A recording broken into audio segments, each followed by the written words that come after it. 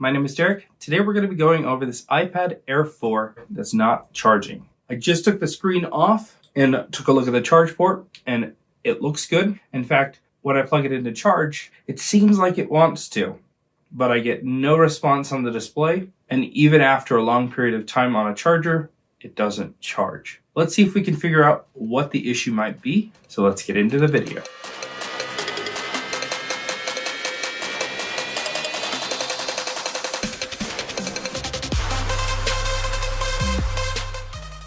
All right, so the first thing that I'm going to do is let's take out the shield here. And what I want to do is perform a little bit of tests here. So we're going to put our multimeter in continuity mode. Got the battery isolated here with this piece of plastic. We'll put our red probe on ground. And I'm going to just start probing around and checking it against the schematic to see if we can find anything interesting. That's sides ground, 0.45. Now the issue with the iPad Air 4 is although there is a board view that's available, it doesn't really have any details on it besides just telling you what connects to what, but it doesn't tell you what the lines are or what the values should be read at using a program like ZXW or JC Drawing. Maybe there is a program out there that has it right now, but I'm not aware of one. Okay, so this side's ground because it's 0, 0. And this is really close to a dead short. I mean, I would call that a short. Let's go take a look and see what... So this is the component that I tested. Now, it could be that there is an issue with a component that's on this line. Maybe there's an issue with NAND. But there are other things that are connected to this line. So let's see if we can isolate the issue. And in fact, now that I'm looking at it, there's like a weird dark spot right there on the PMIC. Let me zoom in on that. You see that spot? Looks like he almost got like overheated. But let's see if there's any correlation between this cap here and something in this area. All right, so let's take a look here. Okay, so this is the bottom corner of the NAND right here. And this is the component we were testing. Here was the ground. And then here is the line that appeared short. And it does have, there's a possibility that something's going on here with NAND. But looking over here, oh, look at that. Okay, so this is exactly where the gray spot is. So let's take a look. I flip this around.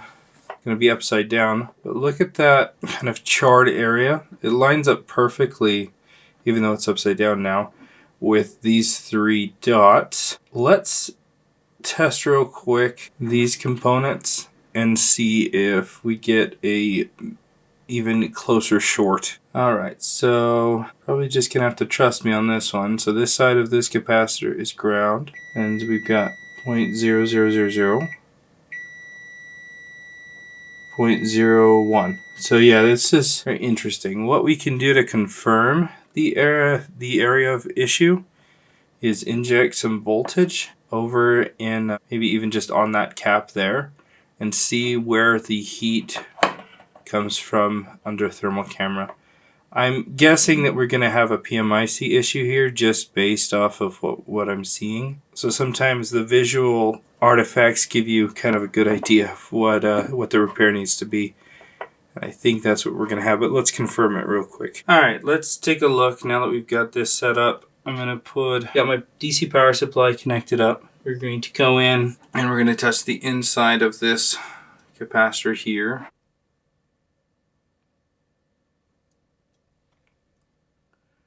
I'm going to look in this area again. It might have just been me, but it looked like the only place that heat was coming from was right here. So but it was like under the shield. So let's look at this again. All right. In 3, 2. Yeah, there's a teeny spike in heat over there. Let's see if I can make it a little bit more clear. 3, 2, 1.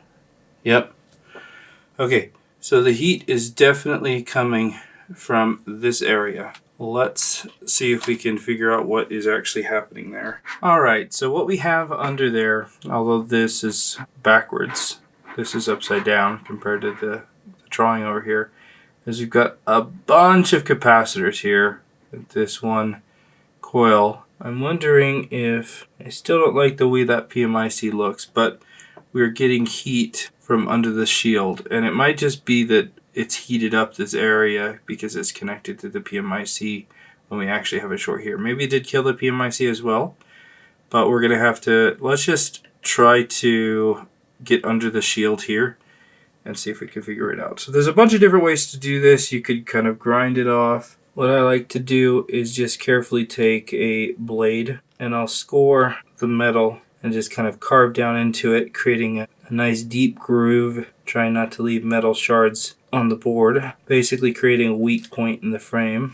And I'm just going to go ahead and do the same thing on this side. And then I'm going to come down here and we'll cut there and along the side here, just like that.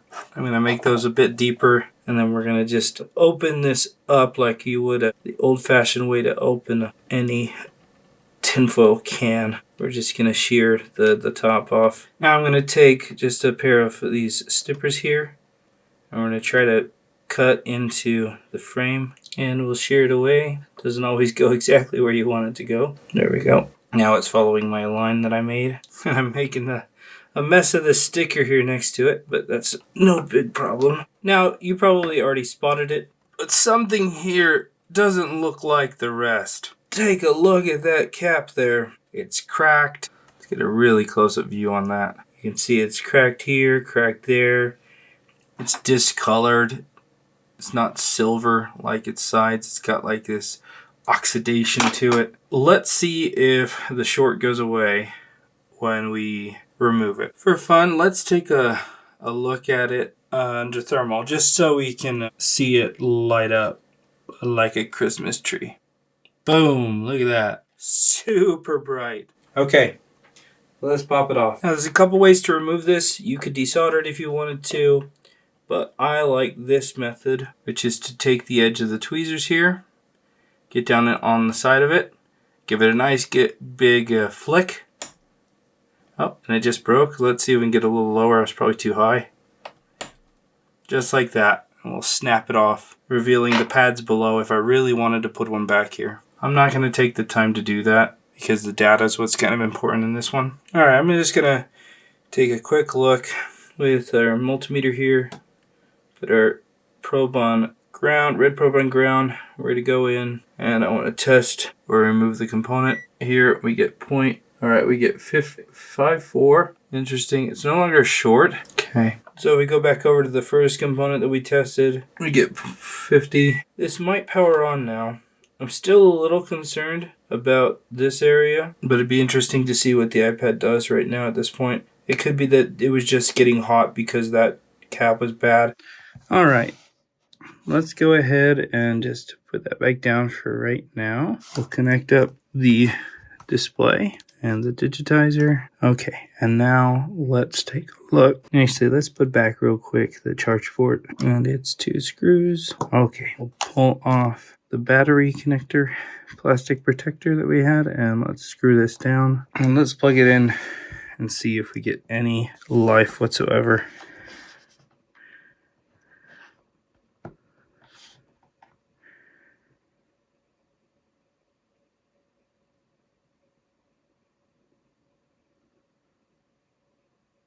That would be a no. So it's definitely the PMIC as well, and that's a part that I have to order. I've got the PMIC in today, so I'm going to show you how we replace it, and we're going to fix up this iPad so it can continue to be used. Alright, so let's take the motherboard out so that we can work on it. Alright, the first thing we're going to do is take out the screws on the charge port, on the battery, and the brackets up at the top, just like that. And we can disconnect all of the coax cables, and we'll peel them away. And we'll make sure all of the flex cables are disconnected from the board. And now I'm going to add some isopropyl alcohol to the charge port flex and along the edge of the motherboard to help kind of loosen that adhesive so that it comes out. Along with up at the top on this flex cable, it goes over here and then up by the power button and camera. And I'm just going to carefully pry up the flex cable for the charge port, and we'll peel it up, and we'll slowly slide under the board and start to give it a little bit of flex while adding more isopropyl alcohol. You could also put a heat plate on the back if you want, to help with this, but I don't mind taking an extra 10 seconds to let it kind of do its thing with the alcohol without heat. And then the board will start to come up, and then when you get to the top, you just got to make sure you don't tear this flex off. And this area is kind of annoyingly adhered, so take your time. All right, the board just popped out. I'm going to slowly walk under this flex cable all the way over, add some alcohol up here, and then I'm going to take my tweezers and I'm going to carefully insert it under this tiny little surface and slowly lift and let the alcohol let the adhesive go, and eventually it'll pop away from that copper sticker and then the whole board will come out. Now let's go take a closer look under the microscope at how to replace the PMIC. All right, so we've got here the PMIC. As you can see, this is the area we worked on before where we found the shorted capacitor here, and then also this burn mark in the PMIC, which is why we're replacing it today. And one of the hard parts about this particular IC is there's not a whole lot of clearance between the edge of the chip and the capacitors, which means installing it is really easy because it's hard to get it misaligned, but removing it is a little bit more tricky just due to its proximity to the surrounding components, which means things can go terribly wrong very quickly when we get up to soldering temperatures if we start to move components. Got a little shield here that's going to shield the CPU. We're going to kind of get it semi-close to the edge here. This has a shield down here, so it's fairly well protected from direct heat. We're going to come in with our hot air, and we're going to heat up the PMIC, and we'll remove it. I'm going to add a little bit of flux. Alright, so it looks like I accidentally pushed off a little capacitor down here.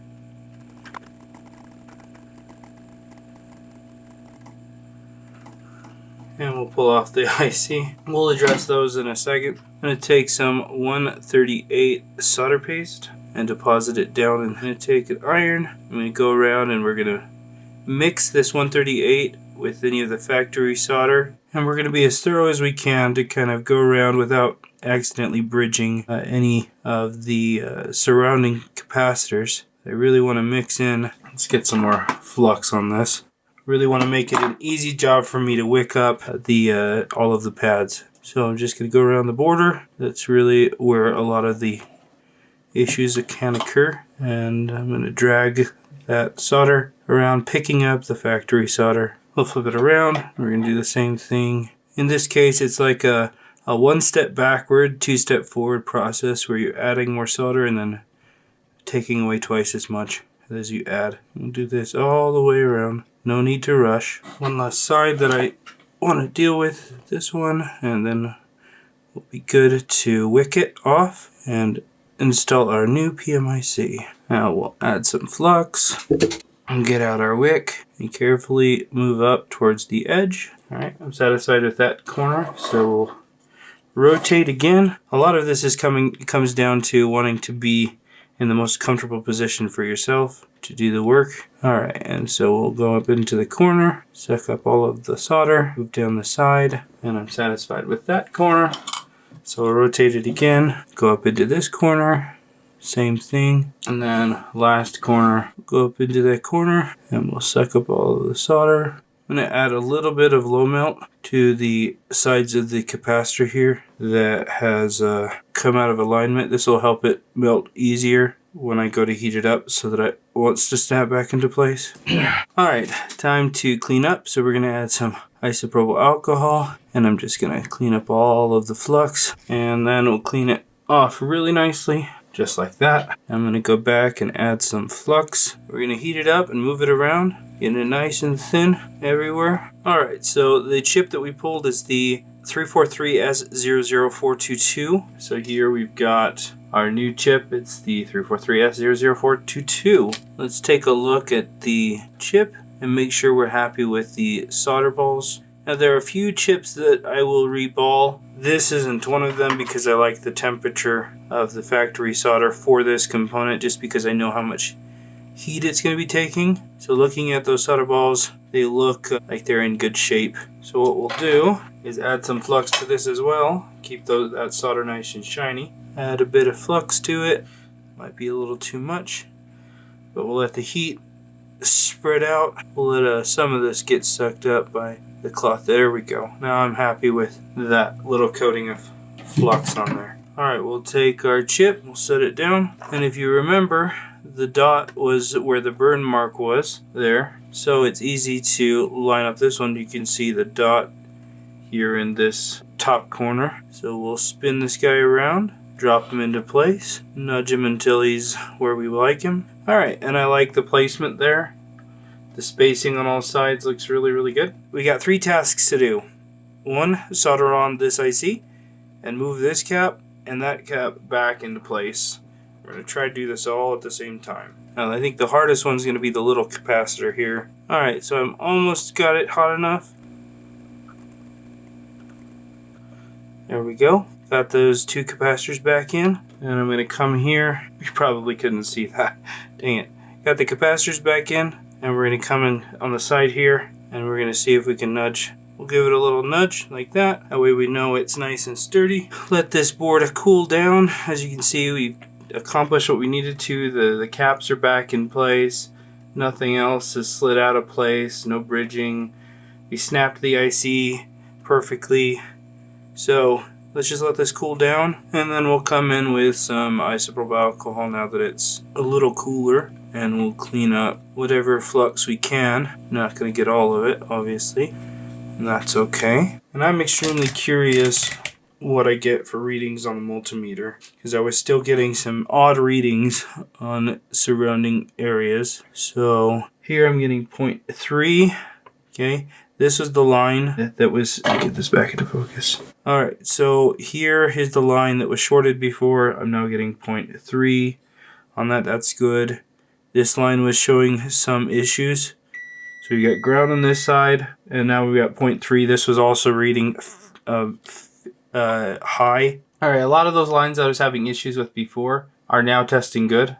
Let's go plug this in back into the iPad and let's see if we can get a different result. Alright, so we've got a new PMIC installed. Let's go ahead and put this back inside the frame. I'll take a piece of plastic. I'm going to protect the battery right there. Okay, we'll install the board by lining up the top. We'll line up where the battery goes. Kind of push the board down so it stops moving. And I'm going to put the charge port back in. And we're going to put in at least the bottom screws for now, just for testing so we can plug in a charger. And I'm going to connect up a bunch of the stuff up top. Alright, I've got everything but the coax cable and the speaker connected at the top. And same at the bottom. We've got the charge port installed, but not the other stuff. And now let's connect up the display. And we'll connect up the digitizers. And now that those are connected, we'll go ahead and pull out the battery protector and put back its screw. And now let's plug it in and hope for life. Oh, we saw a flicker. And there we go. We've got the battery logo. So the battery was really dead, but we do now have life. It is charging. If I unplug this, it says plug me in, only very quickly. So let's give this a chance to charge up and we will test it and make sure everything's working. All right, so we're charging 1%, touch works. All we need to see now is this go up above 1% and we know that we are charging properly. One thing I also want to just double check, just because it was having charging issues. Let's flip this around, make sure we get our charging symbol back. And we do. All I need to do is see it go above 1% and we are done. We just need to put back all the brackets, connect everything up, and yeah. All right, so it's been a couple minutes and we are at 2%. That's about right for a dead iPad. I am happy with that. That means that this is in fact charging. There are no other issues with it. I'll spare you closing it up. And this iPad is basically done. And we'll go ahead and turn it off. All right, so now we have it all fixed. We are charging once again, and it's all back together. Luckily, this one was fairly straightforward. Being able to actually visually see an issue with the PMIC. Now, in testing around it, I was coming up with some very interesting readings. After replacing the PMIC, those readings came back to what I from experience find to be normal. I really wish that the schematics were available so that I could actually understand what values I was looking for instead of just saying, oh, that feels right now, or that seems to be a little high, it seems to be a little off. If I had another logic board to compare to, it would have been much simpler. That being said, hopefully this two-part video has helped you understand how straightforward or how tedious it can be to track down issues, whether it's a short on a capacitor or inside of an integrated circuit, and some of the techniques to replacing it as well. If there's anything that you'd like to see in a future video, let me know in the comments below. Thanks a ton for watching. We'll see you in the next video.